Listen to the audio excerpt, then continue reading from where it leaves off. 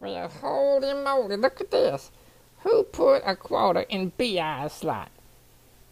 You put a belt on the one and all of a sudden you start showing your true colors. I hate to admit it, but I think that the hobos may be right now. Mr. One, I'm going to get back to you.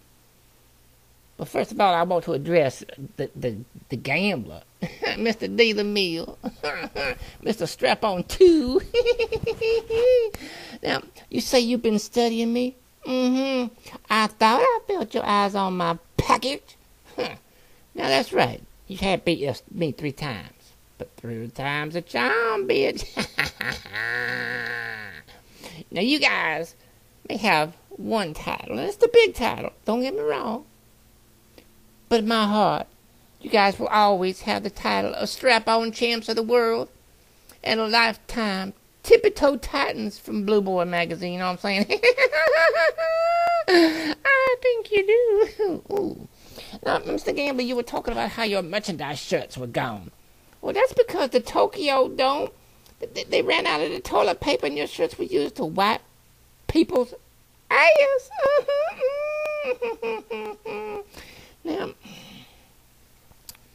Mr. Gambler, you keep talking about how I wasn't with Charade, but you guys said that I was with Charade. Your boys are delusional. You guys need to get your heads and your strap-ons out of each other's behinds. You know what I'm saying? It's you're being silly. You admit that I was with Charade on and the Halloween. You admit it, and you admit that instead of Charade, that the one was with the wheel, getting this purple groove on, slapping it. It ain't jelly, 'cause jam don't shake like that. Mr. Riddler, you, sir, are a moron. And I think you need to decide what team you're on, because, first of all, you're on B.I., but then you keep sticking your nose so far up L.I.'s ass. I expect you to turn any day. Mr. One, Mr. Gambler, watch that boy. Watch him. I'm telling you, watch him. Now, Mr. One, let's talk about you. First off, I'm noticing while you're sitting there talking about the 1, 2, 10 that you're trying not to smile.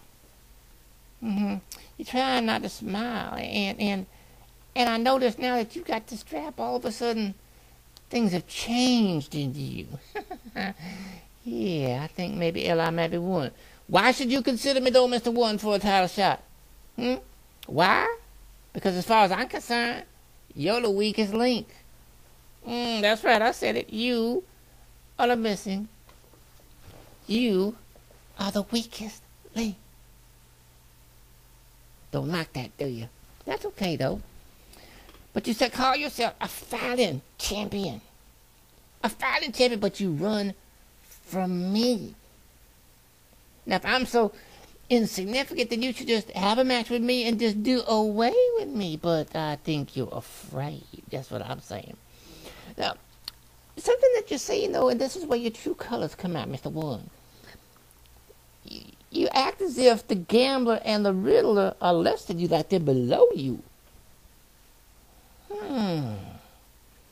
In other words, like they take care of your light work because they're not good enough to handle the heavy work. I got a question for you. Why don't the Gambler and the Riddler challenge you for that belt? I mean, let's face it. You like to think yourself top dog. If you're the alpha male. Well, I would think in an organization like yours, whoever can hold the belt gets to hold the belt and run the group.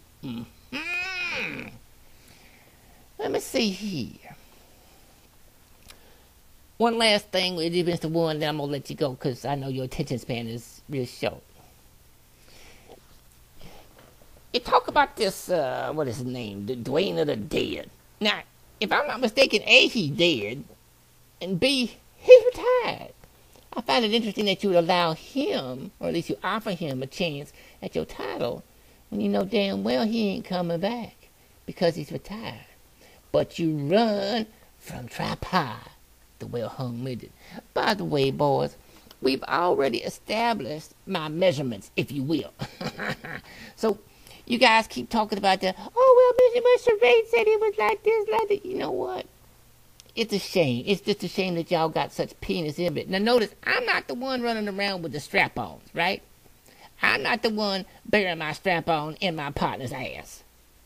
So perhaps, instead of worried about the size of my schlong, which bothers me that you are putting so much attention on my Jimmy, perhaps you should put your attention on the trying to get colonized belt, boys.